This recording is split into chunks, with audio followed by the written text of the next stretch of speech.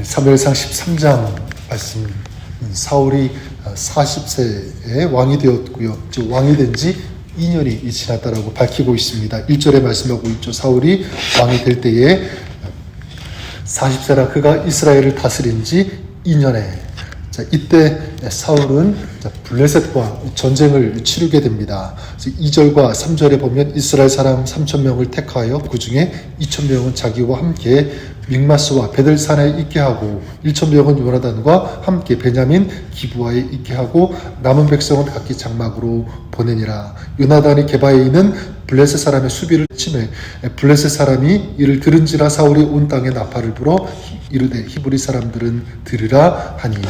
사울은 군사 3,000명을 뽑아가지고요 2,000명은 자기와 함께 있게 했고 1,000명은 이제 요나단과 함께 이 게바에 있는 블레셋 수비대를 치게 됩니다. 요나단과 1,000명이 먼저 가서 수비대를 치게 되면 이제 사울은 후방에서 공격하겠다라고 하는 어떤 그런 작전, 계획을 세운 것으로 보입니다. 자, 그리고 사울은 이제 그 다음에 온 땅에 나팔을 이제 불게 되죠. 이제 블레셋 수비대를 격파했다라고 하는 이 소식을 사람들에게 이제 알림과 이 동시에 이제 블레셋과의 이 대규모 전쟁이 일어날 것이라는 것을 이제 백성들에게 알리고 이제 군사들을 소집하려고 하는 그런 의도였을 것입니다. 자, 여기까지 본다면 사울 굉장히 영웅 같죠. 3,000명을 뽑아가지고 수비대를 쳤고요. 그리고 블레셋 군대에게 엄청난 그런 피해를 안겼기 때문에 그렇습니다.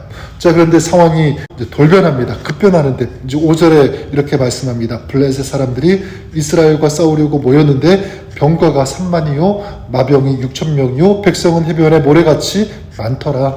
그들이 올라와 베다웬 동쪽 믹마스에 진침해. 자, 블레셋 사람들이 어떻게 합니까? 이제 이스라엘에 대항하기 위해서 군사들이 모였는데 그 숫자가 얼마냐면 병거가 3만, 마병이 6,000명, 거기다가 백성의 수가 해변에 모래알같이 많았다. 엄청난 수가 이스라엘과 싸우기 위해서 모였다는 거죠. 자, 이것을 본 이스라엘이 어떻게 반응하냐면 6절에 이스라엘 사람들이 위급함을 보고 절박하여 굴과 수풀과 바위 틈과 은밀한 곳과 웅덩이에 숨으며 이제 위급하다는 것을 알게 되죠. 그리고 여기저기 숨기 시작합니다. 완전히 이 전세가 뒤바뀌었다라고 할 수가 있습니다. 뿐만 아니라 7절에 보니까 어떤 히브리 사람들은 요단을 건너 갓과 길라 땅으로 가되 사울은 아직 길갈에 있고 그를 따른 모든 백성은 떨더라. 모든 백성이 떨었다. 이제 거기다가 사무엘이 약속대로 7일 동안 기다렸는데 오지 않자 이제 흩어지기 시작합니다. 상황이 이제 이렇게 되자 사울이 어떻게 하냐면 9절에 사울이 이르되 번제와 화목 제물을 이리로 가져오라 하여 번제를 드렸더니 어떻게 합니까? 사울이 직접 번제를 드리게 됩니다. 그때 이제 사무엘이 길갈에 도착하게 되는데요. 번제를 먼저 드린 이 사울을 책망합니다. 13절이 그 내용이죠. 사무엘이 사울에게 이르되 왕이 망령되이 행하였도다. 왕의 하나님 여호와께서 왕에게 내리신 명령을 지키지 아니하였도다. 그리고 이제 이 사울에게 예언을 합니다. 14절에 지금은 왕의 나라가 길지 못할 것이라 여호와께서 왕에게 명령하신 바를 왕이 지키지 아니하였으므로 여호와께서 그의 마음에 맞는 사람을 구하여 여호와께서 그를 그의 백성의 지도자로 삼으셨느니라. 왕의 나라가 길지 못할 것이다. 그리고 새로운 왕을 하나님께서 구하여 세우실 것이다 라고 하는 굉장히 충격적인 이런 예언을 하게 됩니다.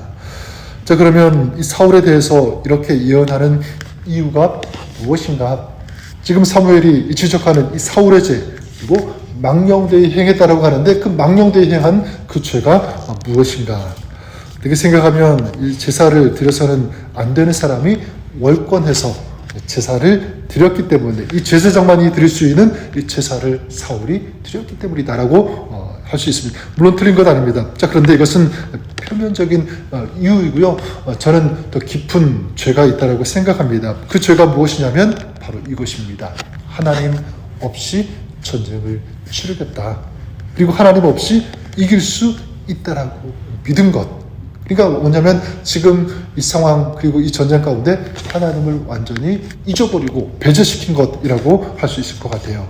사무엘이 올 때까지 기다리고 이 사무엘의 입술을 통해서 하나님의 말씀을 듣고 그리고 그 말씀대로 전쟁을 수행하는 것이 이게 원칙인데 그렇게 하지 않았다. 그러니까 사울은 하나님을 의식하지 않고 그리고 하나님을 두려워하지 않은 거예요.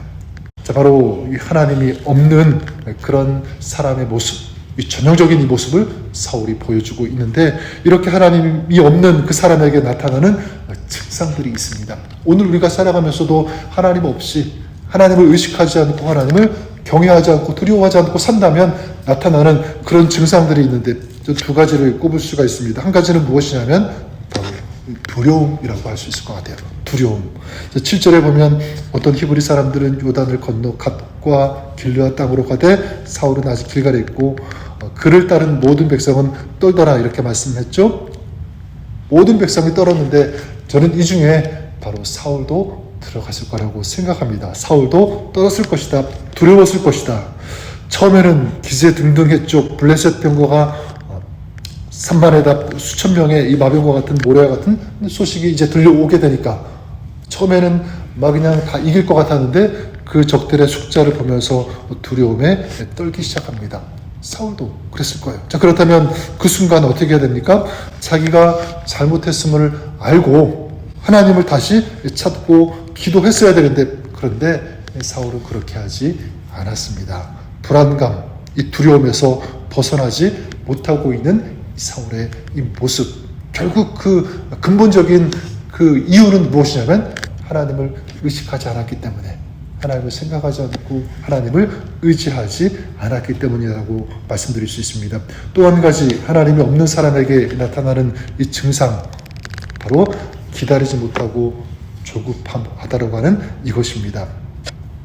8절과 9절에 보면 사울은 사무엘이 정한 기한대로 이레 동안을 기다렸으나 사무엘이 길갈로 오지 아니하매 백성이 사울에게서 흩어지는지라. 사울이 이르되 번제와 화목제물을 이리로 가져오라 하여 번제를 드렸더니 이 사울은 사무엘이 7일째가 되었는데도 오지 않자 자기가 직접 이 제사를 드렸습니다. 번제를 드렸더니 영어로 보면 이 번제와 화목제 앞에 이 정관사 더가 붙어 있습니다. 자, 이것은 반드시 사무엘이 드려야 되는 제사라는 것을 알 수가 있습니다. 자, 그런데 사무엘이 늦게 오자 사울이 자기가 직접 대충 드린 거죠. 자, 어떻게 이런 일을 할 수 있느냐? 사무엘이 묻게 되자 사울이 어떻게 합니까? 변명합니다. 막상 전쟁을 하려고 마주해 보니까 적들은 엄청나게 많았다. 백성들은 떨면서 흩어지고 있고 그렇다고 제사를 드리지 않을 수도 없고 그래서 어쩔 수 없이 제가 번제를 드렸습니다. 빨리 뭐라도 해야 되는 것 아닙니까? 그런 변명을 하게 되죠. 사울이 이 사무엘을 기다리지 않은 것, 이건 표면적인 것이고 사실 하나님의 사랑을 기다리지 않았다는 것은 무엇이냐면 하나님을 기다리지 않은 것입니다. 조급하다는 것, 이 하나님의 때 그리고 하나님의 방법을 기다리지 않고 신뢰하지 않은 것, 결국 이 조급한 것, 기다리지 않은 것은 뭐냐면 불신인 것이죠. 그래서 이것이 무서운 것입니다. 저는 우리가 그렇지 않기를 바랍니다. 여러분, 인생의 승패는 어디에 달려있는가? 내 능력, 내 힘, 내가 가진 어떤 것에 달려있는 것이 아니라 바로 하나님께 달려있음을 믿으시기를 바랍니다. 하나님을 의식하고 또 큰 일만이 아니라 작은 일에도 하나님께 집중하는 이 모습, 이 믿음이 우리에게 필요한 줄 믿습니다. 그래서 예레미야 33장 2절과 3절에 보면 유명한 말씀이 있죠. 이를 행하시는 여호와, 그것을 지어 성취하는 여호와. 이를 행하시는 분 여호와죠. 성취하시는 분도 누구라고 말씀합니까? 여호와 하나님이시다.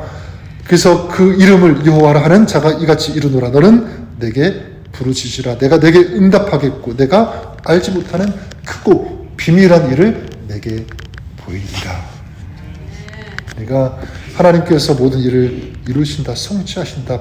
그러니까 그 하나님을 믿고요.